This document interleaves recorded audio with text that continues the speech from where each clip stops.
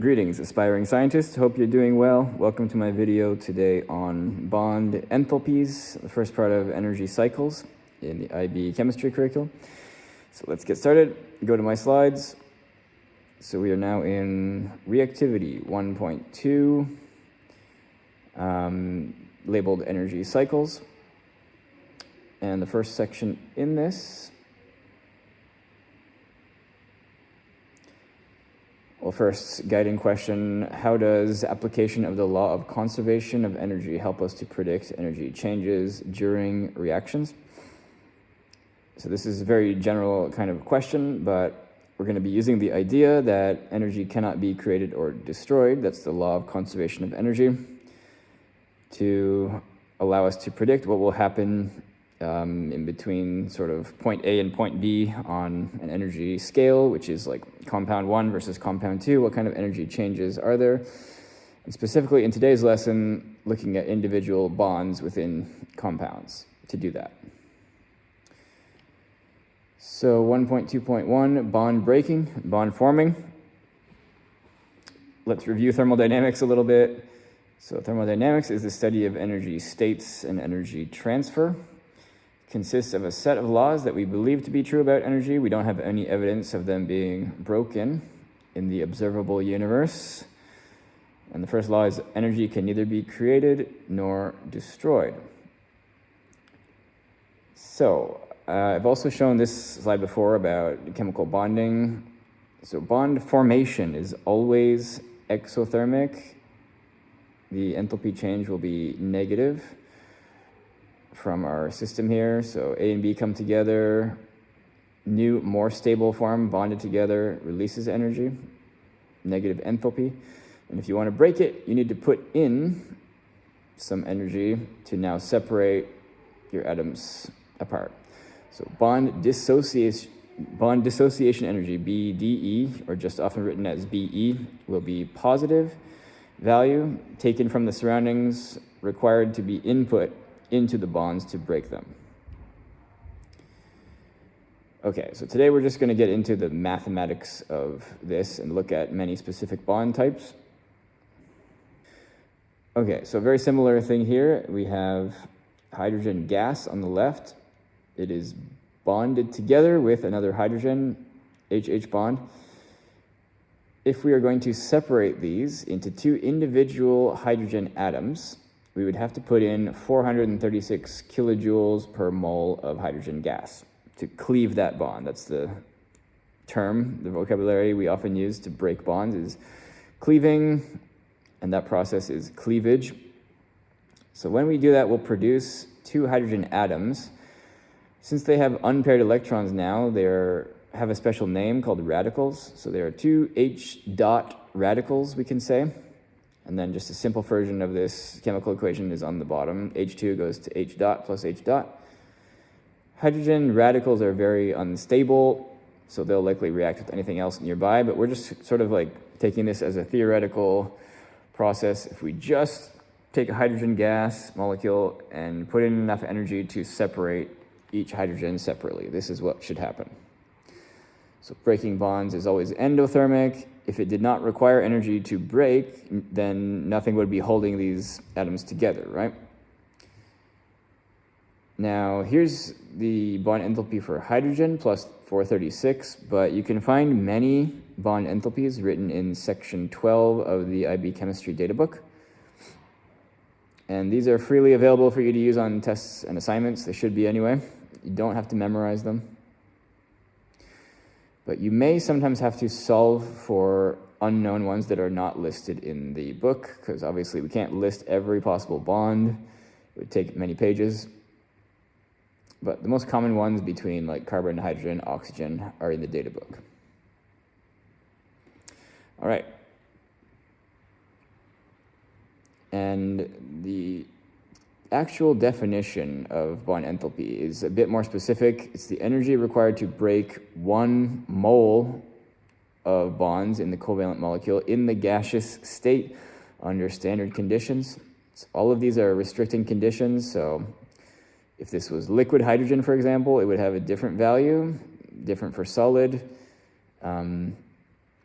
if we were looking at ionic molecules or metallic things, you can't do bond enthalpy in this way. It would be slightly different.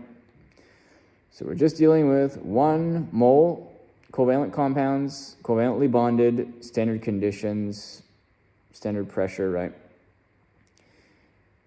And then we get some number. But even that, as we will see, is not always accurate. So some warnings about bond enthalpies.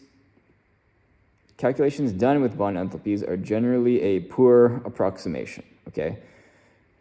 They're you can get kind of close to the real value, but there are reasons why it's a poor approximation. The main reason is that every bond is actually a little different. For example, if you want to consider a carbon-carbon bond, CC single bond, there's infinitely many molecules that have a CC bond, and each one is a little bit different.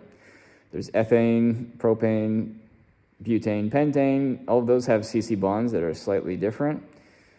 There's, all of the organic compounds we looked at, carboxylic acids, aldehydes, ketones, alcohols, all of them have slightly different CC bonds. And not only the organic ones we looked at, but, infinitely many more we haven't looked at. You could imagine any kind of structure with CC bonds will have slightly different bond enthalpy for that CC bond, different energy required to separate the carbons. So bond enthalpies that appear in data tables, like in our IB data book, are usually averaged over hundreds or thousands of compounds that some people have decided are common enough that we can average them. But the variance among those values is actually much higher than you might think. It could be, if it's listed as 414 kilojoule per mole in the data book, some of them could be 300, 250, some could be 500. There's a big kind of variation in bond enthalpies. So bond enthalpy should be used only as a last option if you have multiple options, or if the question specifically requests it on IB exams. It is often the case because it's a skill that you need to be able to do, bond enthalpy calculations. So if the question specifically requests it, you do bond enthalpy calculations, even though they are poor approximation. Okay, so as an example of what I was talking about, how there's big variance among these bond enthalpies. So if we look at methane, there are carbon-hydrogen bonds in methane, CH4. There are 4 of them, in fact, and they are essentially equal at 439 kilojoule per mole. So you do that action, you remove a hydrogen, cut the CH bond, you'll be left now with a CH3 dot radical. Now this carbon has an unpaired electron because one of the hydrogens has left with its single electron when we broke that bond. But now the bond enthalpy to remove the next CH bond is 462, quite a bit higher. Okay, you remove that one. Now we have CH2 double dot, 2 unpaired electrons. And this enthalpy kilojoule per mole is 425, much lower than the previous one, CH3 dot. And if you remove the last hydrogen, it's actually a lot easier for some reason. I don't exactly know why, but removing that last hydrogen will produce a hydrogen radical and a C4 dot with 4 unpaired electrons. Much easier though. So you can see the big variance among these. Each of them could be classified as breaking a CH bond, right? But because their chemical environments are different, the carbon atom has different things bonded, different things around it, changes its electron density, the kind of negative charge it's holding around it, and its stability. All of these bond association energies are quite different. But I think what you'll see in the data book is just a value. CH bond is 414, somewhere kind of average in the middle of these, plus many others that are also considered. All right, so little test here. I have told you that the previous slide had different bond enthalpies because some of the atoms in it had different chemical environments, different things surrounding it, different electron densities. So the idea of chemical environment is going to become pretty important. We've actually already studied organic chemistry, where some techniques there, like NMR, nuclear magnetic resonance spectroscopy, really rely on the idea of chemical environment as well. So if you've done HL in that, you already know this topic, but it might be your first time here. So chemical environment is really what's surrounding your bonds and atoms, and what kind of distance and geometry do you have around it. And sometimes symmetry will cause multiple things in your molecule to have the same chemical environment. So if you look at this, this is 1, 2, 3, 4, 5, 6. This is hexane. So can you identify how many different chemical environments exist for the different CH bonds in hexane? Breaking some of these CH bonds will give certain enthalpies, bond dissociation enthalpies, and certain other ones will have different ones. But which ones can we expect to be the same? Which ones can we expect to be different? Think about it for a minute. But it heavily relies on the symmetry, right? And sort of the distance and geometries in this. So hopefully you could see that these on the end, CH3 groups, are the same chemical environment. We can label these as environment 1. They're CH3 groups. They're connected to the rest of the hexane molecule in the exact same way. You know, there's 5 carbons to the right of the CH3 group on the left.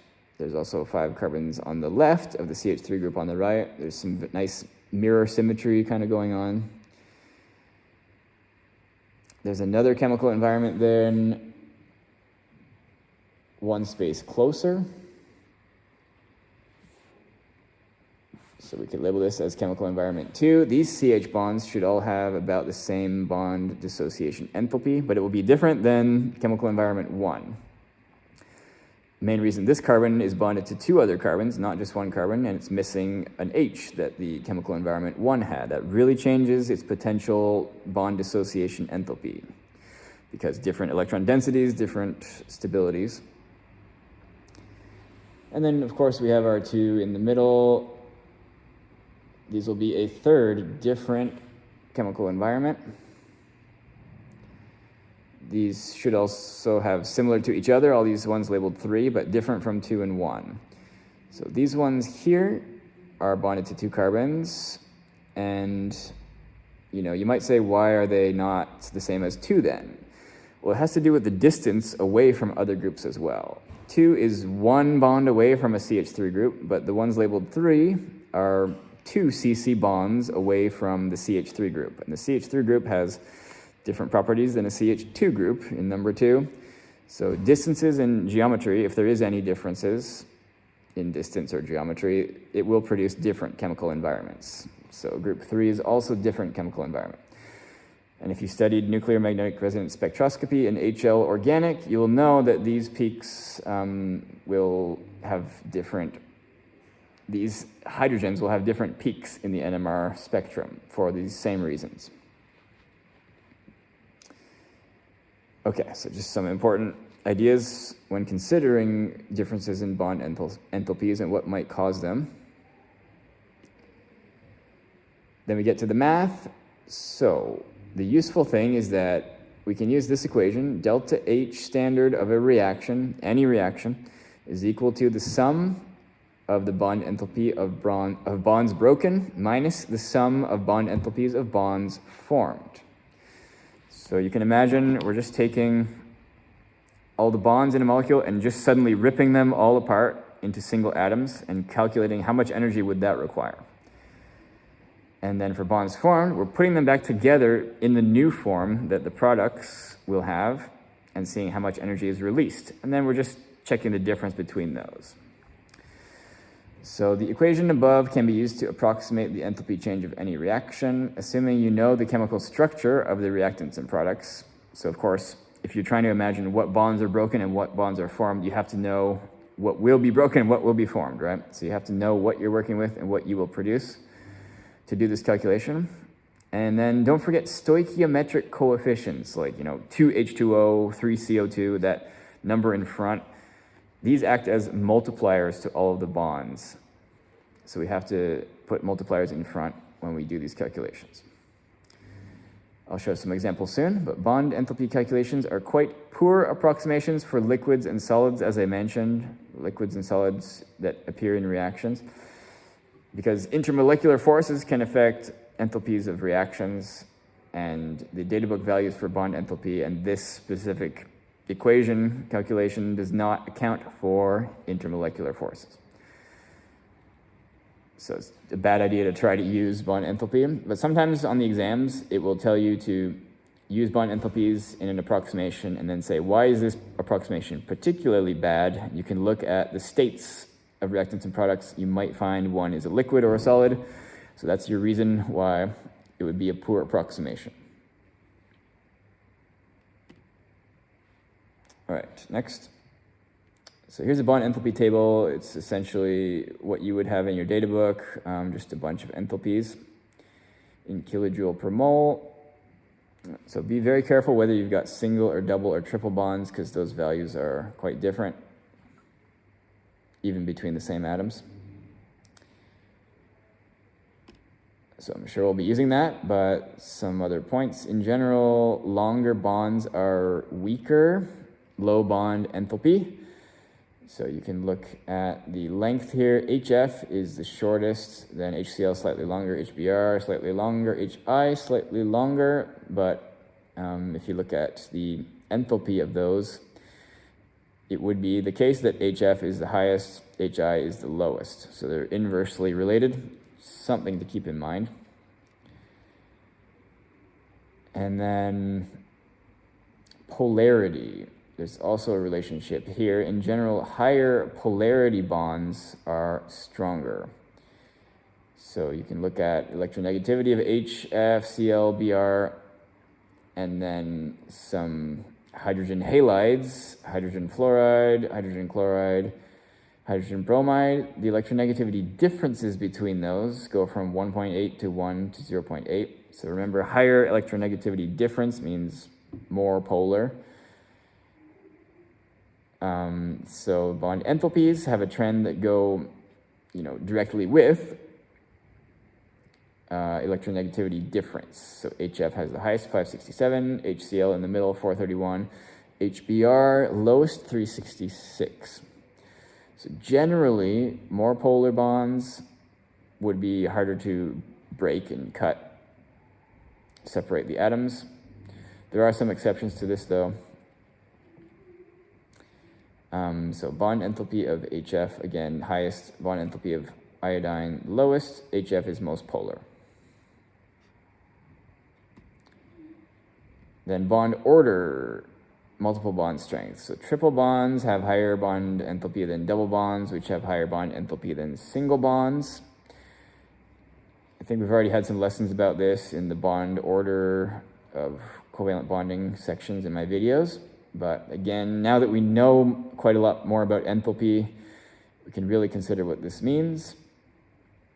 So a lot of energy required to break CC triple bonds. So some practice. Let's see if we can use the equation and solve some problems. Using bond enthalpies, find the enthalpy change of the following reaction. C2H4 plus HBr goes to C2H5Br. These are all gases, so bond enthalpy is maybe not a terrible approximation. And then I've just drawn here what these structural formula might look like. This will help you to find out exactly what bonds exist in your reactants and products. So if you recall, the equation for this enthalpy change of reaction is equal to the sum. This is the big sigma you might have seen in math, the Greek letter. Sum of bond enthalpies broken, which will end up being the reactants, right? Minus the sum of bond enthalpies formed. This is how I usually write this. But this often takes up more space than you would think, so give yourself a lot of space. And I often like to write broken and formed in different square brackets, just to make it clear, because we're going to have brackets in brackets probably. So what is broken? We're going to have to break a CC bond double. So I'll just write it like that. We're going to have to break some CH bonds. There are 4 CH bonds on the far left compound here. So 4 multiplied by CH bonds. Also in the reactants, we have a hydrogen bromide. So that's a BR-H bond, single bond, like that. And that's all the bonds that will be broken from the reactants. Minus those that are formed. So what is formed? We have to imagine we're putting that compound on the right together from individual atoms. So we're going to have to make a carbon-carbon single bond, CC. We're going to have to make a bunch of CH bonds, 1, 2, 3, 4, 5 of those.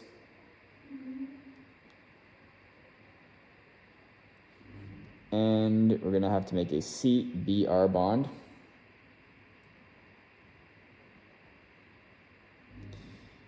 And that should be all.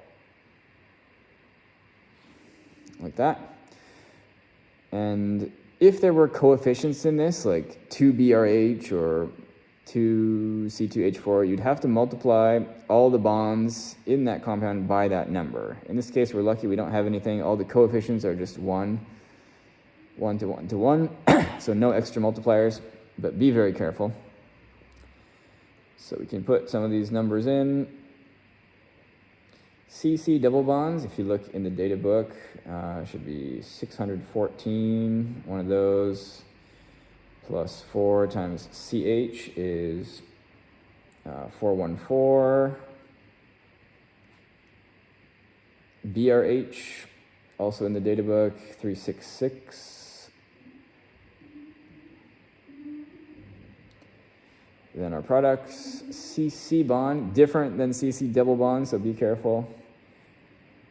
It's nearly half as much, but 346.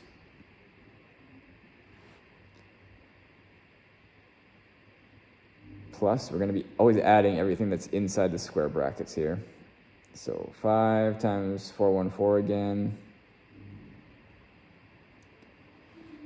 And then the CBr is 285, pretty weak.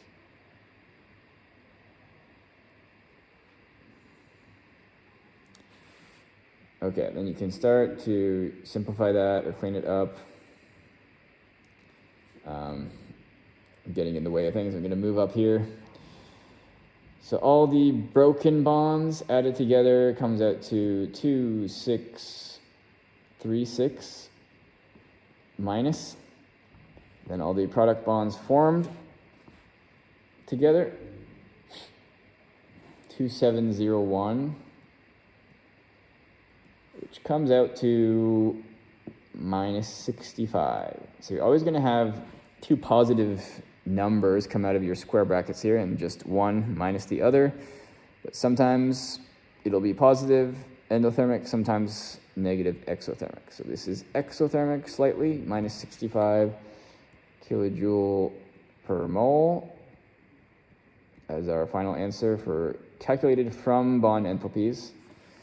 But again, an approximation on average bonds. If you look, I have on the bottom here, the real answer that you could measure in the laboratory for this exact reaction is minus 105.7. So this is more specific to this reaction and these specific bonds. So it's quite a big difference, right? Like almost double the magnitude. But we at least did get that it's exothermic and it's kind of in the same order of magnitude. So that's something. Okay, not too bad. Moving on. Using bond enthalpies, find the enthalpy change of this reaction. So this one definitely has molar coefficients. Have to consider those multipliers. And I'm not going to draw these structures, but you can if you need to. But you can imagine the structure, and I'll give you some hints on how to do this quickly. So again, delta H of this reaction, Rxn, is equal to the sum of bond enthalpy broken minus the sum of bond enthalpy formed.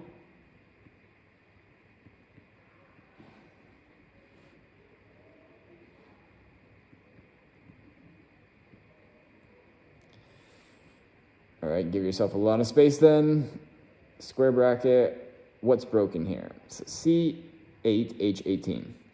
This is a hydrocarbon, and it is completely saturated. We have 2N plus 2, so it's a regular alkane. I can see that quickly. So if it's a regular alkane, each of these hydrogens must be single bonded to a carbon. So I know I have 18 CH bonds. And then these other carbons will be connected to other carbons in the chain. So we must have CC bonds. How many CC bonds does it take to connect 8 carbons?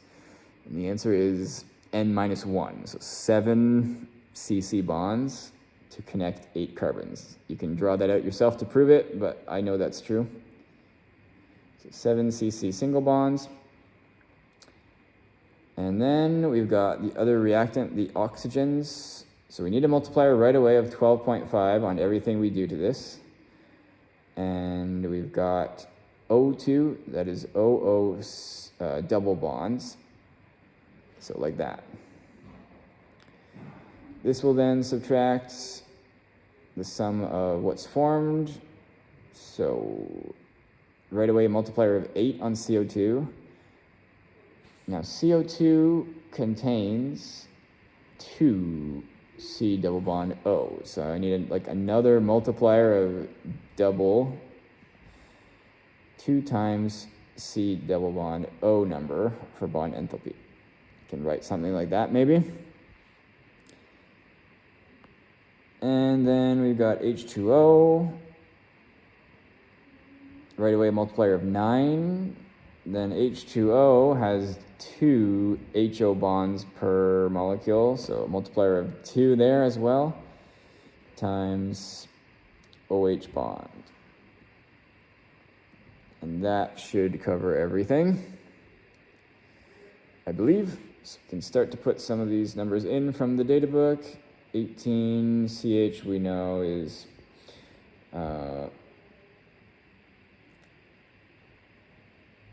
414.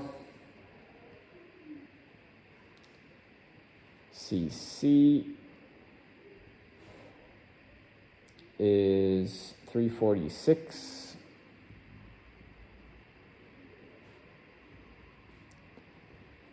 O double bond O is 498.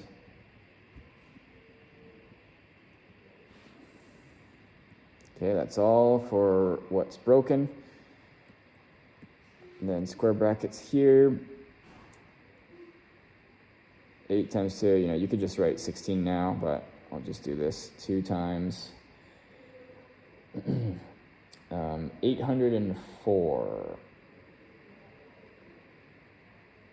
for CO double bond. Then 9 times 2, again, you could just write 18, but I'll do 9 times 2 times OH, it's 463.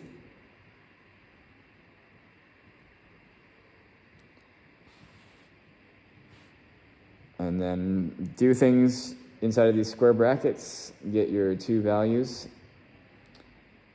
So we should get about 16,099 minus those that are formed is about 21,198. and that will equal minus 5,099 kilojoule per mole as our final answer for what's calculated. So quite exothermic, but this is a combustion of a large organic alkane that we might use for a fuel. In fact, this is probably octane that's in a lot of gasoline, so we want that to be exothermic. It makes sense. But the real value is actually even higher, almost 10% higher, minus 5,470 kilojoule per mole. So again, we're pretty far off, but it's not the worst approximation. I should have also written this CO2 as a gas, so it's okay to approximate with all these gases, but we're still a bit off. So what I will say is often on IB exams, you get points for setting this up, selecting the right bonds. So maybe 1 point here, and you get points for calculating bonds broken and formed correctly, and then usually 1 for the final answer. So something like that, you could get 4 points for this. I think that's the way that they're usually structured. But you do need to get, some things quite correct to get points. Okay, moving on. Consider the following reactions, more practice. Cl2 plus H2 gas goes to 2HCl gas. If the enthalpy change of reaction is minus 185 kilojoule per mole, calculate the bond enthalpy of the HCl bond.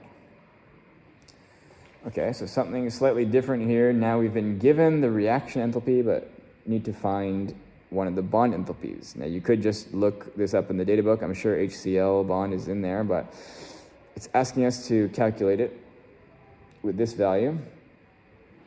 So we can try that.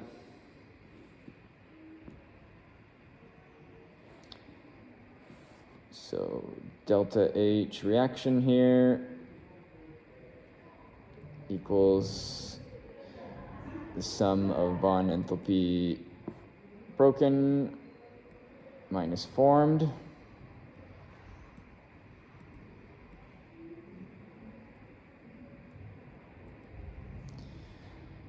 So we know the bond enthalpy is minus 185. This will equal what is broken. So we're going to have to break a Cl-Cl bond.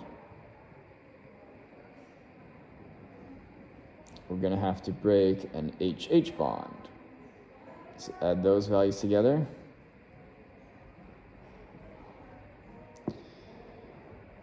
And then formed, we're going to have to form 2 for that coefficient multiplier times HCl single bonds. And we are trying to find that HCl value. So I'll just start putting in some of these numbers. So we will have ClCl, that's 242 plus HH 436.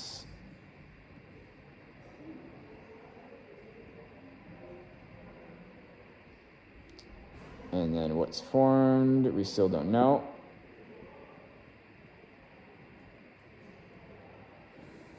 But this you can just solve, right? Minus 185, minus 242, minus 436, and then divide it by 2. So I think you'll get minus 2 HCl bond is equal to minus 863. So finally, the HCl bond itself comes out, as we expect, a positive value, endothermic bond enthalpy of 431.5. But all of these that are in the data book are whole numbers. So we'll round this to 432.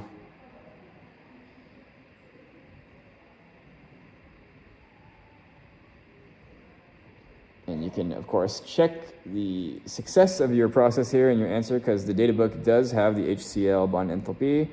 and it's 431. So very, very close. It's good evidence that you've done this right, but just a little bit of error here and there because we don't have that many significant figures in these values. I'm sure it's not exactly 242, 436, 863, right? It's going to be like 0.2, 0.4, 0.5 somewhere. And we're just, because we're dealing with whole numbers in our approximations here, there's some slight differences and errors.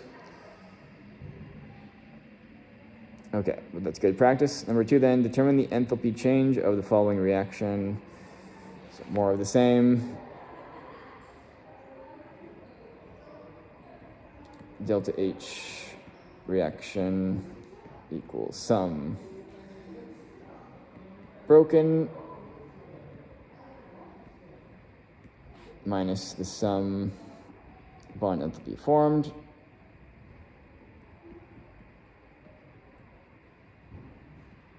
back to normal. So we're just trying to find this.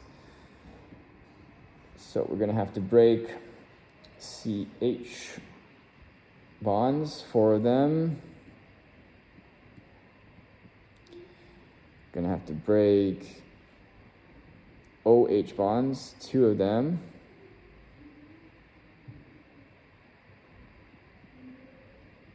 That covers everything. Then what's formed?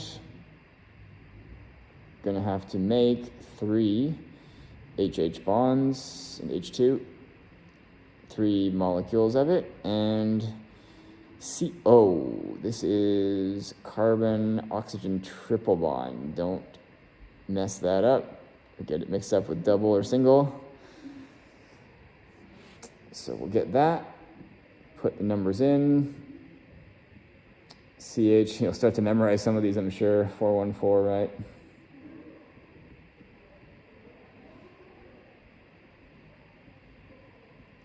OH, I have to check again, but it's 463. Then formed HH, 436.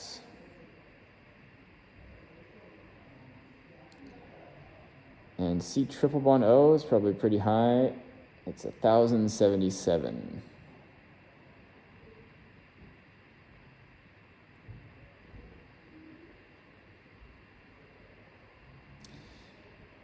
All right, then put those numbers together. So first, broken. All those together should come out to 2582 minus those that are formed. All those together should come out to 2385. So that difference is plus 197 kilojoule per mole.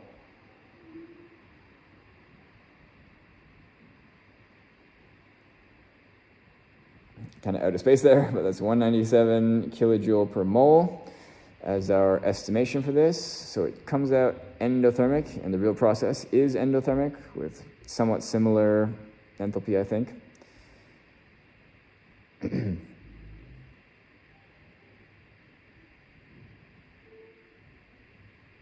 All right, what's next? I think just more practice. Yeah, right, the balanced chemical equation for a reaction between methane and chlorine to produce chloromethane and hydrogen chloride. All right, we'll try our best to predict what this balanced chemical equation would be. So we've got methane from organic chemistry. We should know that's CH4, hopefully as a gas if we're using bond enthalpies. Then chlorine is Cl2, diatomic elemental gas. Chloromethane, we should also know as a halogenoalkane, CH3Cl. Hydrogen swaps with a single chlorine, and then hydrogen chloride, HCl. So everything should be a gas. That means we can approximate with bond enthalpies fairly well. And is this balanced? yes, it's just substitution of a hydrogen with a chlorine. So find the reaction of this using bond enthalpies. Same thing again. Delta H reaction equals sum of bond enthalpy broken minus sum bond enthalpy formed. So what do we have? Broken 4 CHs from methane and 1 ClCl from chlorine gas. What's formed? We're going to have 3 CHs.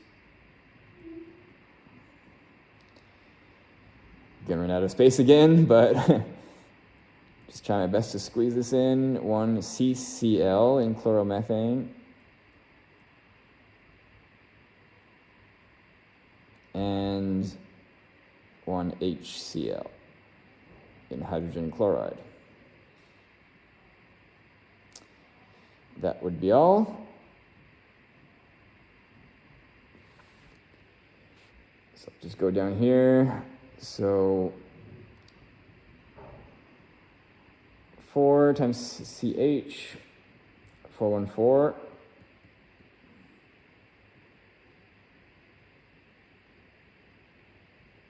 Then ClCl, 242. That's all that's broken. 3CH.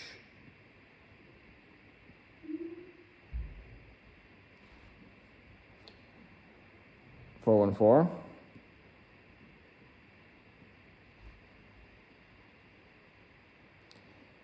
One CCl, 324, and 1 ClCl. Sorry, HCl.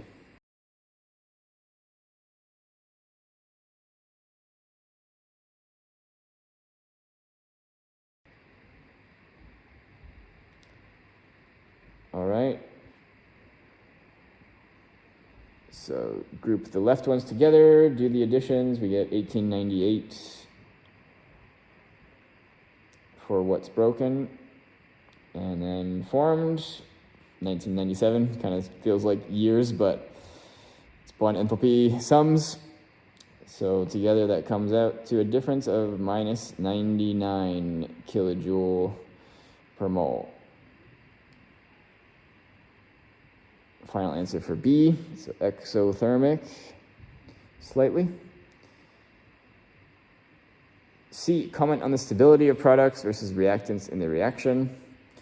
So from reaction profiles, we know this is exothermic, so it will look something like this. Products are more stable than the reactants.